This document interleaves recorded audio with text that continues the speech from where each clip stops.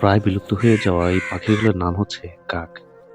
অনেক বুদ্ধিমান পাখি ও প্রকৃতির জন্য আশীর্বাদ হওয়া সত্ত্বেও কে বা কারা তার নামে এত পরিমাণে কুসংস্কার ছড়িয়েছে, যার পরিপ্রেক্ষিতে দেশ থেকে এখন কাক বিলুপ্তের পথে। গণহারে এই পাখিকে অনেক পরিমাণে নিধন করা হয়েছে দেশ থেকে।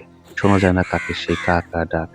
এখন কাকের সাথে দেখা মিলে কেবল নদী কিংবা কোনো একটা পচা নর্দমা বা ডাস্টবিনে। একদিন খুব আক্ষেপ করে আপনিও বলবেন, কোন দুনিয়াতে আছি যেখানে টিকিট কেটে কাক দেখতে আসি। কাকের সবচেয়ে বড় বৈশিষ্ট্য হচ্ছে কি, প্রকৃতি থেকে সমস্ত ধরনের খাবার সংগ্রহ করে এবং দলবদ্ধভাবে একসঙ্গে থাকে। কোনো ঝামেলা নেই, মিলেমিশে সবাই একসঙ্গে খাবার সংগ্রহ করছে, খাচ্ছে। হয়তো এটাই আমাদের সহ্য হচ্ছে না, ঠিক যেন যৌথ পরিবার থেকে নিজেকে আলাদা করে ফেলা।